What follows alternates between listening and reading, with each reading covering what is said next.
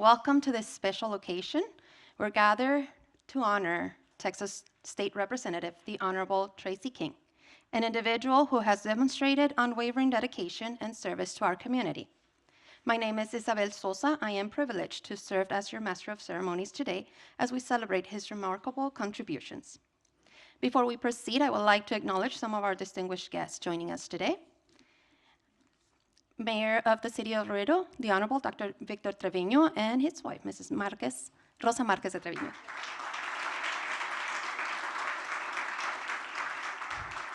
Our council member for District 3, the Honorable Melissa Cigarroa.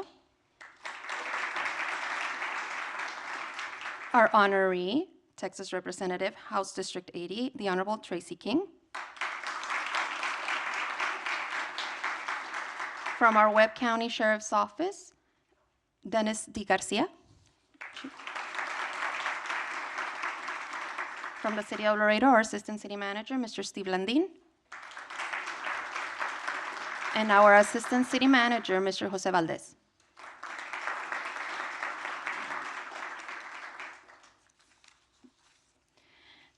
Joining us as well is Alejandra Leitner, Executive Vice President of Laredo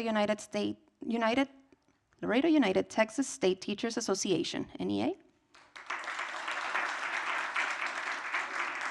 Laura Ñañez, Laredo Area Retired School Employees. Thank you for joining us. Anna Science, Webb County Democratic Party. Linda Chavez Thompson, Executive VP of National ARL, CIO. Thank you for joining us. Marianela Murillo, President of Labor Council.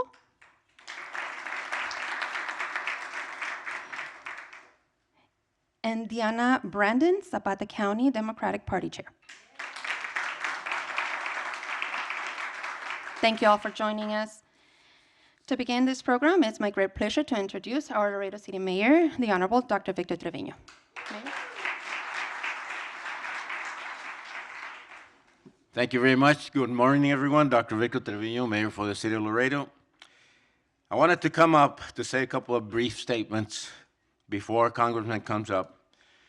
And it is my privilege, again, to be here at this time, hosting a Congressman who will honor State Representative Tracy King.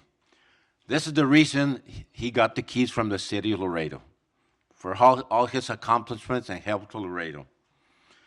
And as everybody knows, the Representative King is no stranger to public service, and thus this is the reason why we will miss his leadership in our community in Austin. So we're going to proceed with presenting Mr. King with a recognition, and I do want to ask Congressman Cuellar to come up and say a couple of words before we continue. Congressman? Thank you so much, Mayor. Thank you so much. And my wife was just coming in, so Imelda, thank you for being here. First of all, I want to say to all of y'all, congratulations. As you know, Mayor and Councilwoman and City Management, we're actually doing 3 announcements today. I see Eddie. We got one for your club. Also, we'll do it another time. But we're doing a recognition for my dear friend Tracy and I have known each other. We serve in the state legislature, so I speak from the heart when I talk about Tracy and Cheryl. Thank you, and your kids also, because like my wife knows, it's not an easy job being the spouse of a public official. Rosa, you know that very well, and so many of y'all know that so well. So I think it's important that we recognize people that have really done a great job for our area. So we're gonna start off with Tracy first. Then the mayor and I are gonna announce $20 million for the water lines in Laredo. As you know, that's been a big problem. So we're excited about that. And then, and I don't know how excited you might be on the next one, but the third one is something that we've been working on for 20 years, and that is HR 82, provide fairness to the Social Security retirees on that. Thank you. So we'll start off with the first announcement, and Mayor, I know you gave Tracy the key to the City Hall. Couldn't get you the key to the Capitol. There's so many players involved there, but I do want to say we're here. The purpose of this recognition is to honor Tracy O. King for his dedication and service to the state of Texas, an acknowledgement to his exemplary leadership and contribution to public service, and the significance of being recognized by the U.S. House of Representatives. We're just with Steve Landine a few minutes ago. I don't know if Steve is here. Steve over here. We also recognize Steve at the fire station because he's only one of 22 people in the history of the country to be fire chief and police chief also. So congratulations. Let me start off with the educational and early career achievement of Tracy. But before I do that, as I mentioned, Cheryl, to you and your kids, thank you for being that solid rock support for Tracy. Lupita, where are you, Lupita? You also did a wonderful job also for Tracy King and for the Laredo Community College also. Graduate from Carrizo Springs High School, attended Southwest Texas Junior College, earned a Bachelor of Science in Agriculture Engineer from Texas A&M University. Any Yankees here? There you go. Yeah, go ahead. That's a little hint on that. Started off Beltone Hearing Aid, working there, center in San Antonio.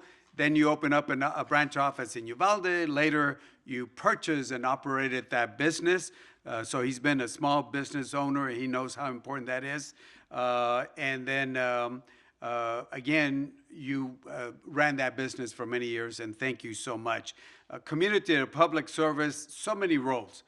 Active roles in local organization, Board of Trustees, the First United Methodist Church, and Steve and I were talking about how important faith is. Past president of the Kiwanis Club. I was here at the Kiwanis Club, so congratulations on that.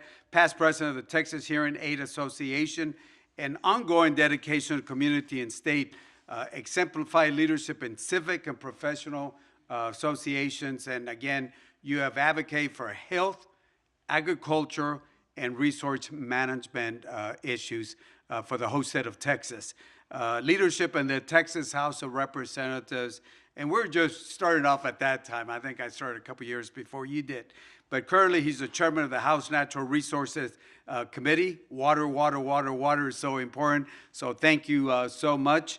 Member of the Licensing and Administrative Procedures Committee, and member of the Select Committee on Youth, Health, and Safety. Previous leadership positions in the House: chair of the Border and International Affairs Committee, and we know how key that is to us here in this area. Chair of the Agriculture and Livestock Committee in our rural areas. We know how important that is. And of course, chair of the Licensing and Administrative Procedures Committee.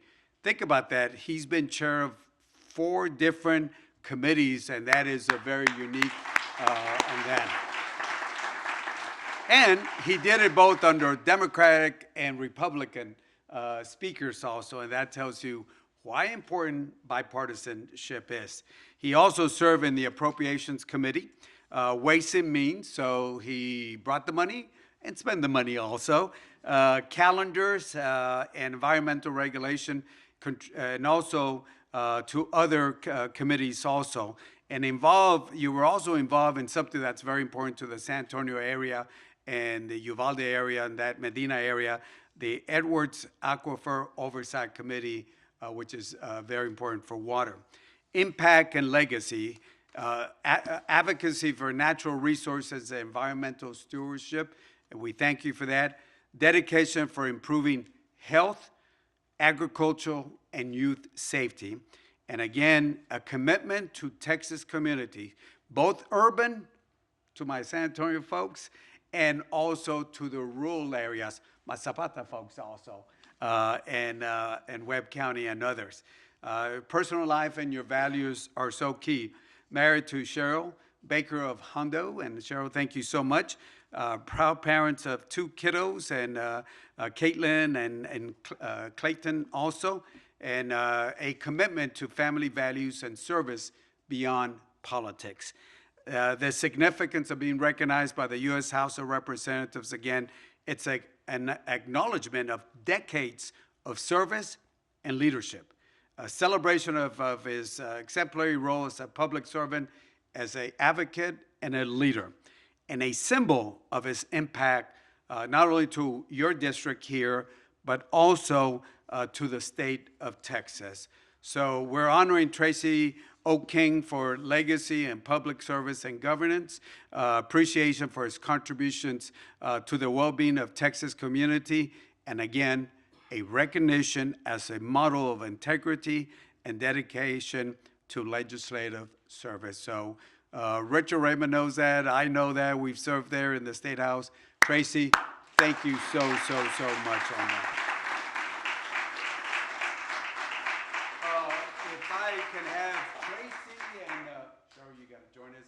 Mayor and Melissa, you want anybody else here? We'll put you in the middle. Again, this is a recognition. And we got to have Richard Raymond represent. Again, this is recognition from the U.S. House of Representatives to the leadership Tracy has provided, not only for his district, but literally for the state of Texas. Thank you, and God bless you.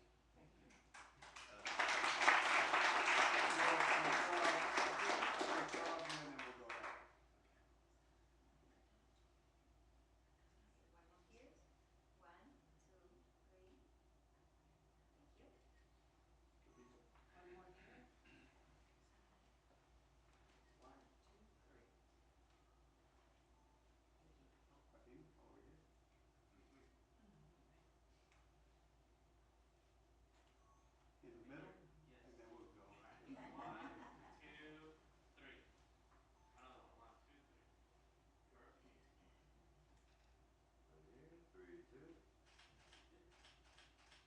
Okay, one more up here. Tracy, you want to say a few words? Well, if it's permitted. Well, first of all, I want to extend my heartfelt appreciation to Congressman Cuellar and to Imelda for y'all's years and years of service. It's been an honor and a privilege to serve and represent each and every one of you. I was thinking back on the first time that I met Henry Cuellar. He was a state representative for Laredo, and he'd been in office for a few terms by then, and of course was absolutely one of the first people that I went to see whenever they divided Webb County and gave a portion of Webb County to the district it ran to the north. And he was on the absolute must-do list, people to come to see. I had no basis in politics. I'd done a lot of public service, or community service, I should say, and of course in my business, and served on all the committees at home and those types of things. But I was very young, and I'll never forget. He met with me, and he was so gracious, and he listens to me the way that he did.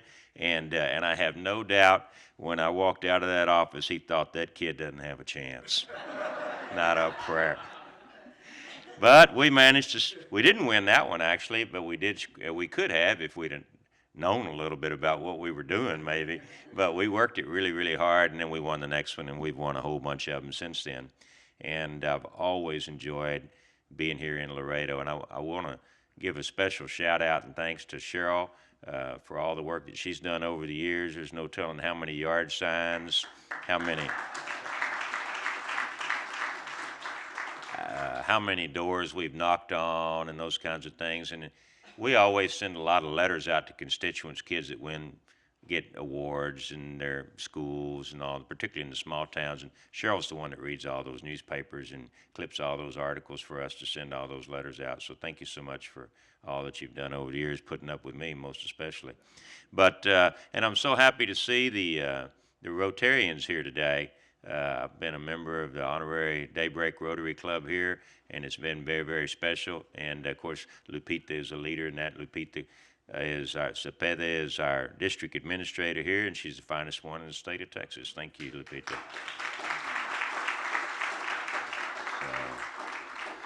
and the educators and the retired teachers that are here. I've always had a wonderful working relationship with the retired teachers.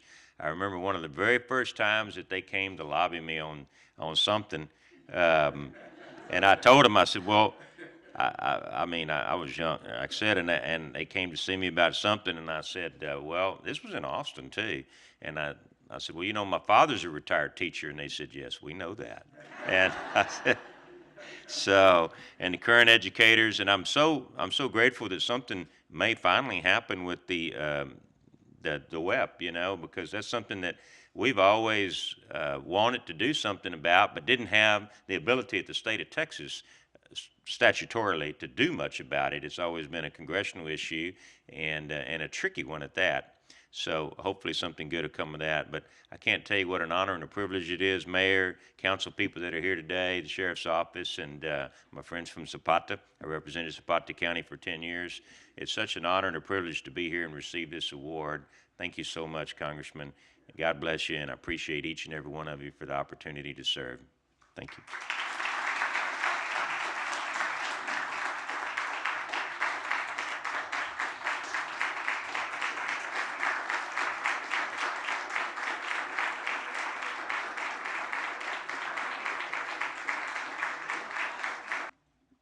All right, thank you very much for that. I think that's great. Uh, We need to continue with our press conference. I'm happy to be here with Congressman today.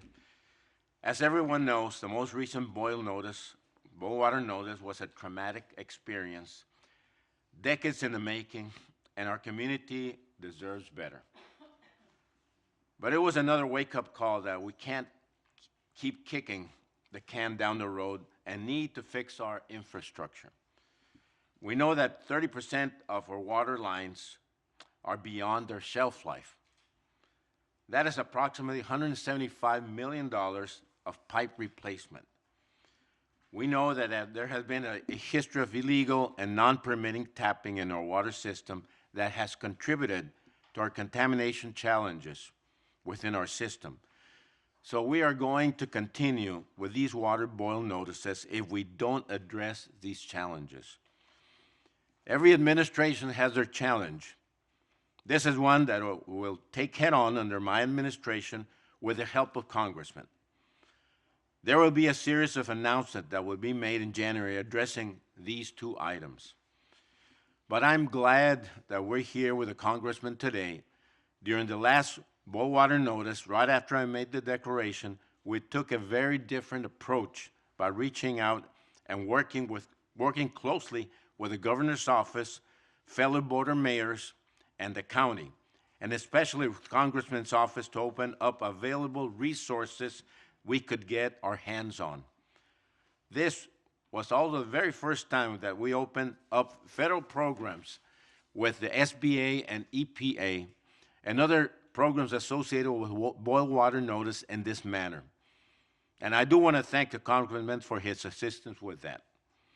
The Congressman also came down and had fellow members of Congress come join us and create legislation that at that time was going to be a long shot.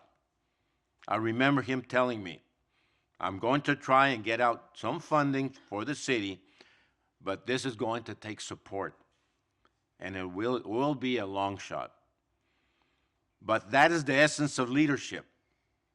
And before I take away any more of his thunder from his announcement, I would like to hand the floor to Congressman, who was recently presented in the Congress and passed for Laredo. Congressman Cuellar. Thank you. Mayor, thank you again. Mayor, I want to thank you and your leadership and the council for where we are right now. I do want to say that, if you don't mind, I'm going to talk about what happened with the funding, because this is part of the funding. As you know, there was a little drama there, but we were able to get it done. As you know, we had a funding deal that Democrats in the House and the Senate, both four corners, had agreed on, but unfortunately a little tweet came out around 3 o'clock when we were supposed to vote at 4 o'clock. It had changed everything. And some people said, take out the pork. And let me tell you the pork that they were referring to. Children Cancer Research was taken out, but good thing we were able to add that money through a bill that we had passed at the last minute. Lowering the prescription drugs, we had something where the middleman get rebates and they don't pass it on. That was taken out. But nevertheless, we were able to do it at the end bipartisan, in a bipartisan way, regardless of what happened. I had told the mayor that this was a long shot because this is a CR, not an appropriations. As you know, there's three types of appropriation bills: regular appropriations, and this got passed on to March of next year. There's a supplemental, and this was a supplemental and a CR where we had extra money. So the extra money we were looking at was the money for the hurricanes, disasters, and fires. So I said, this is a little different, but I'm gonna put it as a disaster situation. And then the CR, which got punted to, or we pushed it on to March. So we should have voted on this on Thursday, but here we are. But nevertheless, we were able to get it on the supplemental slash area, CR. This is only the first amount that we want to get. I'll be very straightforward to the city. This is a city issue, but we at the federal and at the state will try to do everything we can, and we've done in the past. In fact, I was looking at something that happened about 10 years ago where we got $35 million for the Jefferson water plant, $35 million of federal dollars on that. Again, it's a local issue, but we will try to do everything at the state and at the federal level itself. We were able to do this for two reasons, if you don't mind me saying this. We were able to get the support of, to show the appropriations. We had Democratic and Republican support from the Texas delegation. I got every single Democrat on. I got some Republicans. I couldn't get all the Republicans, but I got enough Republicans to make it bipartisan. Tony Gonzalez, Michael McCall, those Republicans were able to join us along with every single Democrat in Texas. I told the appropriations, I told Hakeem, this is something that we certainly want to make sure. We also got, I also showed them the governor's, the governor's declaration to show the governor has declared, there's no money, but he declared a disaster, but we got it here. As you know, I said on the appropriations, it's the best committee in Congress. I now moved to number 7th in seniority in the appropriations, and that means a lot up there. So we were able to add $20 million to the disaster. We got to file out some paperwork, but I'll go over that in a few minutes. But we're able to get it done. And this is only the first step. We look forward to working with you, Mayor and City Council, to make sure we get the rest. This $20 million was added. It is important to keep emphasizing that in Congress, I wasn't sent up there to make political statements. I was up there to roll up my sleeves and get the job done. And showing that you have bipartisan, sometimes I get attacked because I'm bipartisan, but the only way you're going to get things done in Congress is by being bipartisan, and that's the way we were able to do it. The details of this, we were able to add, and I'll go over some of the details of the funding, but we're able to add $300 million to the Army Corps of Engineer Environmental Infrastructure Assistance. In there, we were able to get language to carve out $20 million for Webb County, Laredo.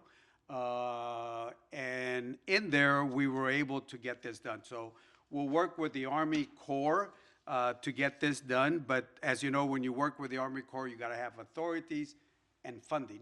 And we were able to get authorities and funding also. So we got to make sure that we get this paperwork done as soon as possible. We're able to get it done. In there, we were able to get disasters, as you know, for the hurricanes and the fires. And actually, it covers some of the past disasters. So one of the biggest winning state is going to be the state of Texas in those type of disasters. So that money is important. The other thing, Melissa, that's important is that I was able to get $250 million to the International Boundary Water Commission, which is important to us here in the Rio. Now, that is key because we will be able to work with NatBank and hopefully help Nuevo Laredo, because we're going to have San Diego that's going to try to take all the money. As you know, they're dumping worse situation over there. But I talked to Dr. Jenner and said, hey, don't forget who brought the money.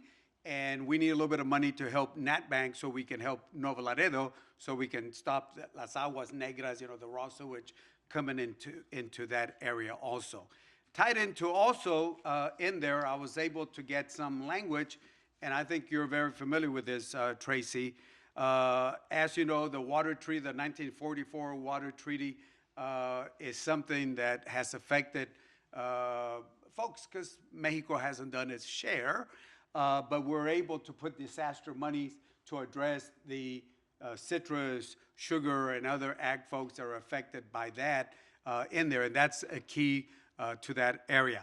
To my ag friends, and Tracy, I keep looking at you, I'm sure there's other folks also here, we were able to put money for our ranchers and for our farmers, $10 billion plus for disaster funding, because again, we cannot depend on any other country when it comes into this type of assistance. So we were able to help our farmers and ranchers on it.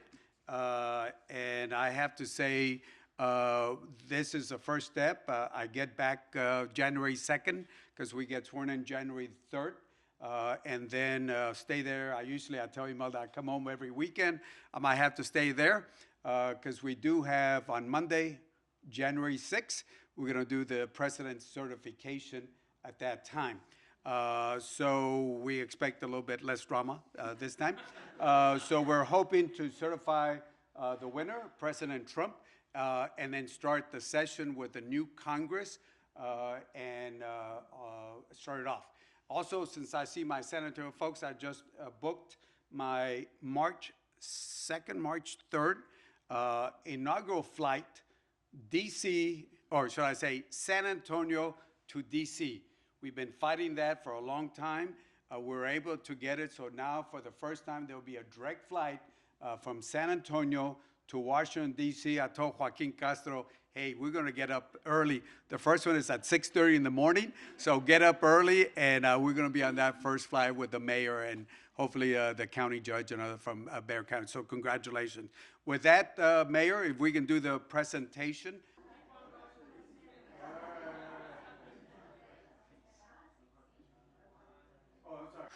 More good news. Congressman is going to announce the things that have been done regarding Social Security. I think those things would be very beneficial. We will benefit from that tremendously, so I'll let him describe everything. All right, thank you. So, Mayor, again, thank you. And again, I want to thank all of y'all. As I mentioned, this is something we've been working on literally since I became a member of Congress 20 years. We've tried under both Democratic and Republican administration, wouldn't pass. This year, we co-sponsored the legislation with Democrats and Republicans. The Speaker didn't want to get it out, but we did something that happens maybe every 10 years or so.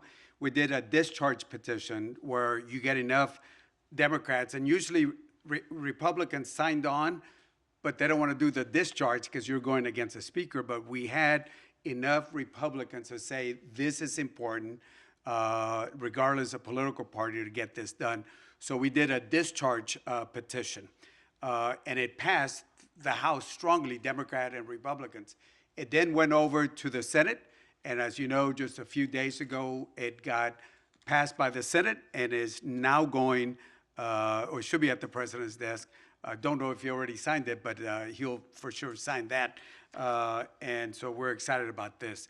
So this is HR 2, and as I mentioned earlier, and Tracy, I think you're the same like me. I still remember certain bills when I was in the legislature. House Bill 713, when I was in the State House, the largest scholarship in Texas history. House Bill 1001, colonias, dealing with the colonias, brought funding and all that to the colonias. And now I'm a member in Congress, HR 82, because this is the one that changes and provides, the way we provide the fairness and equity to retirees. This honors public servants, recognition of the dedication of our nation's public servants, including teachers. Do we have a few teachers here? Yeah. Firefighters. Yeah. Law enforcement, police, and other folks also.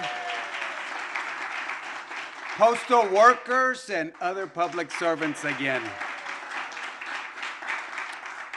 Acknowledgement of the tireless service to our communities. Passage of the Social Security Fairness Act, H.R.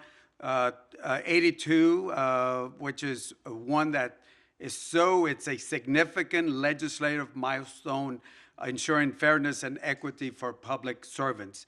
Reaffirms the nation's commitments to honoring their contributions and providing financial justice. Just to give you a little bit of background on this historical context, windfall elimination provisions, the WIP, W-E-P, you can say boo, on it was enacted in 1983.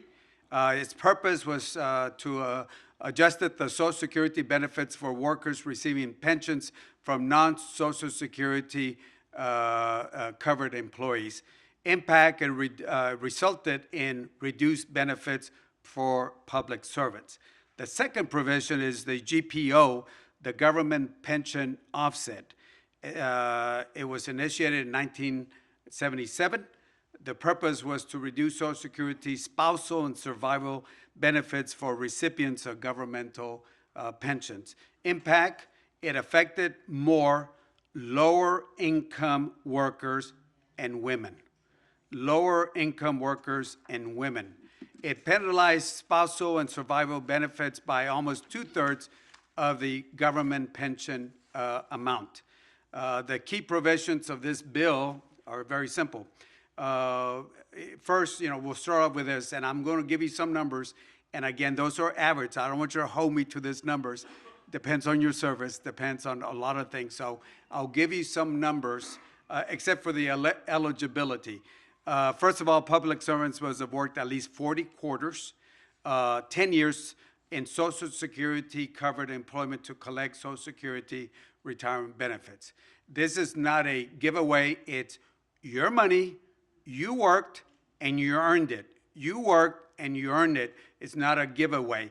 And also the surviving spouses whose partners worked and paid into the Social Security, they have to have paid into Social Security, qualify to claim some of their spouse Social Security benefits. First of all, the main thing, it repeals WEP and, WEP and GPO. This will provide you now what you earn, your full Social Security benefits to the public servants. The financial benefits, and again, I'll say this very carefully. I don't want you to hold me on this because it depends on your service, but average, general. When you repeal WEP, it's projected to increase monthly benefits by an average of $360 more or less, depending on your service.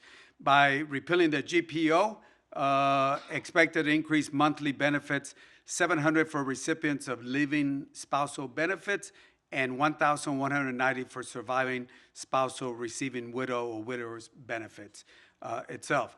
Let me give you a few stats why this is important here in the state of Texas. First of all, it would is affecting 215,000 plus Texans, which is the second highest numbers in the U.S.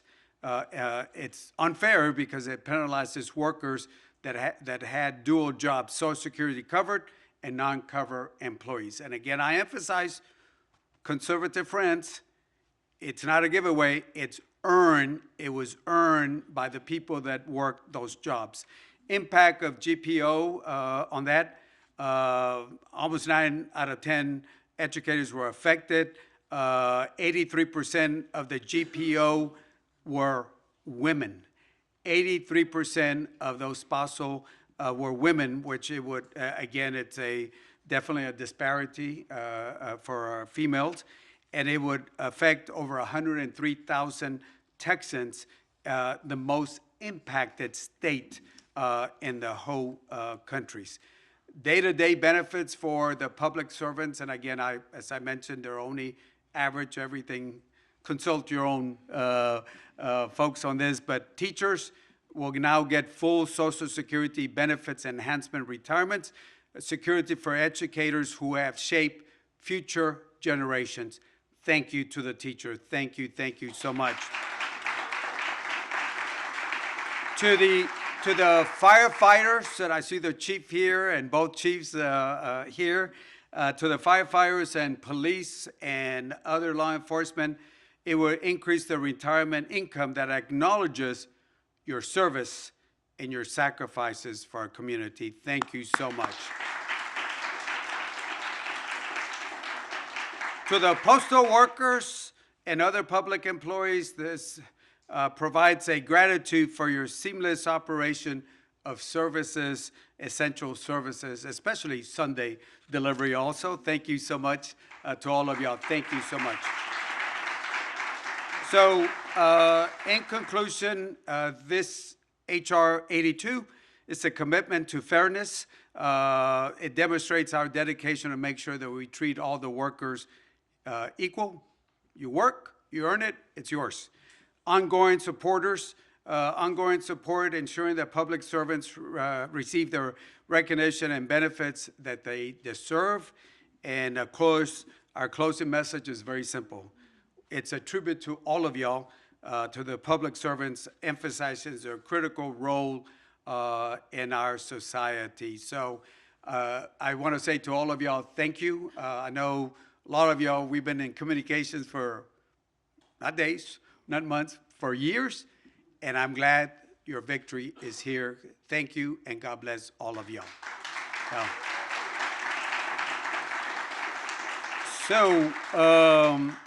I'm gonna have, and I know we got many folks. As soon as I got off the airport, I saw a teacher there, and she thanked me. I went to the HEB right after I got in Saturday, and I got 3 teachers that stopped me there. Just want to say, I know this is how important it is, not only to the educators. We have different folks here. I know we got some folks from Laredo, Zapata, but some folks drove all the way from San Antonio, and our leaders with our labor folks up there. So Mariana, I wish you were my constituent. It's an ongoing joke. They put her in a different one. Can we have our San Antonio folks please come up here?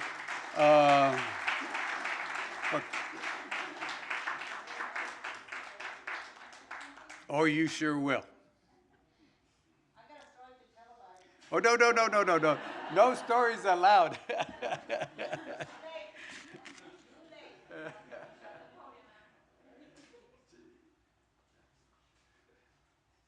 My congressman. I have the little edge right on the congressman, on the congressional, and the way it is, there's a little teeny weeny place where I live. And at one point, I wasn't too happy with you. Moderate conservative Democrats. Because, and I don't remember what it was for. I don't want you to tell anybody. No. Okay, all right. But I wasn't happy with him. He was my congressman. I voted for him because he was a Democrat. And, but for a while there, he and I had some differences of opinion. At one point, we went to have lunch. What was the restaurant that we went to? I don't know. Toro took us over there. Rosario's. Yeah. Rosario's, if you go to San Antonio, you can't not stop at Rosario's restaurant, okay?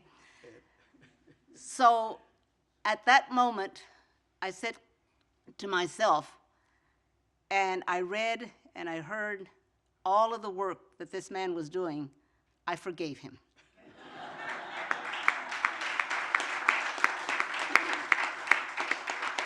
I'm grateful that he forgave me as well, because I tend to be a little over the top every once in a while. I'm only 5 feet tall, but I call myself the mouth of the South. I'll explain it very quickly. Nobody can shut me up if I feel very strongly about what I do, what other people ask me to do.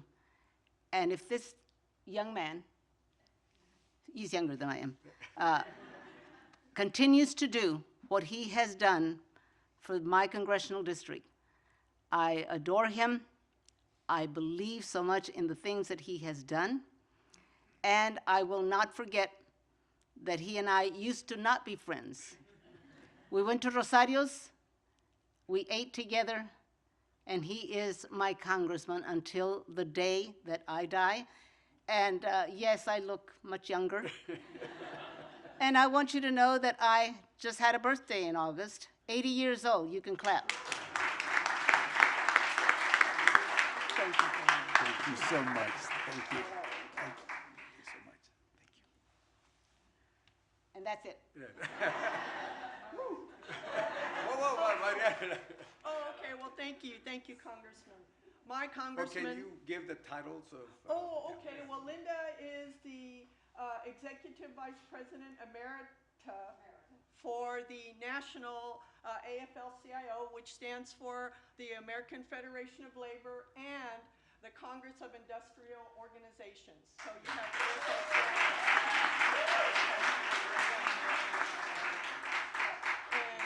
yes, and it represents 13 million Americans, but also not just in the United States, but for our public servants who live and work overseas, which could be in Europe,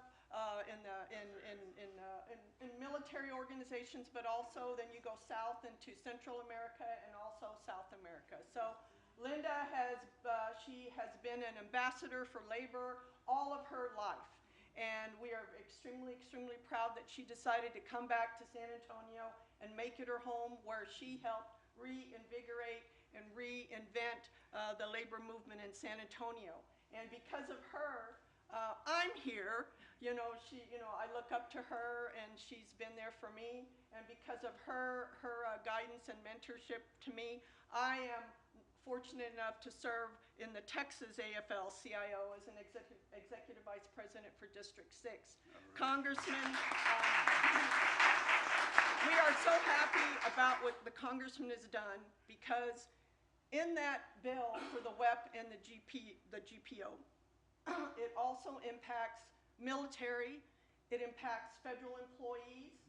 So the umbrella of organizations, the umbrella of employees and public servants is even wider than what was mentioned earlier. And I also serve as a union member for American Federation of Government Employees, so I'm really, really happy about that too. So the congressman, he talks about bipartisanship.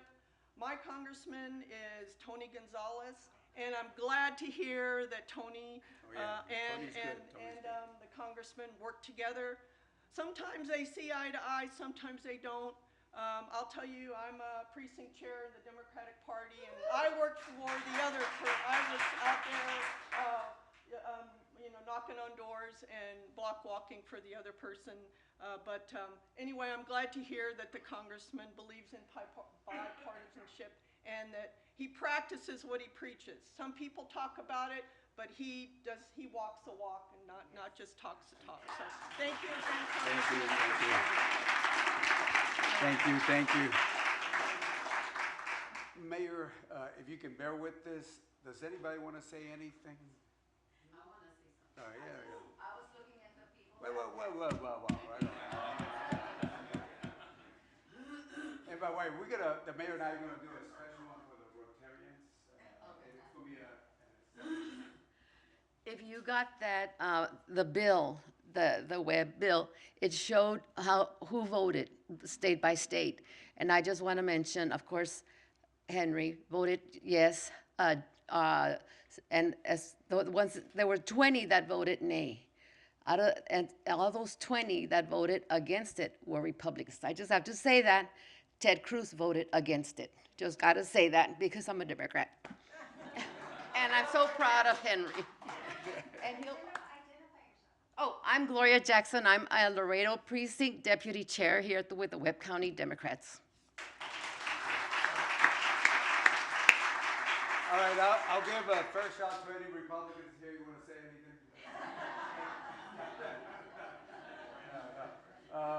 I just want to say, in the Velas, Doctor, it's always good to see both of you all. Thank you for the service at the community college, you and where's Lupita? Lupita's over there. So we want to thank both of y'all on that. We miss Tony Sarneta a lot on that. If there's nobody else we want to take first, oh, okay, yes. Identify yourself. Yes. Sorry. Good morning. My name is Laura Nañez. I am the immediate past president for the Laredo Area Retired School Employees Association, also known as LARSI.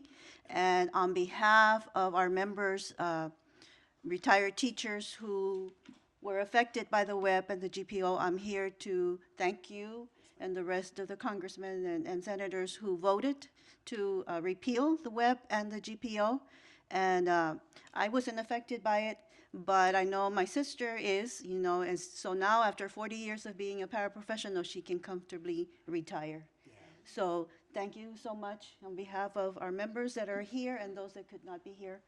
This is a tremendous help. Thank you, thank you.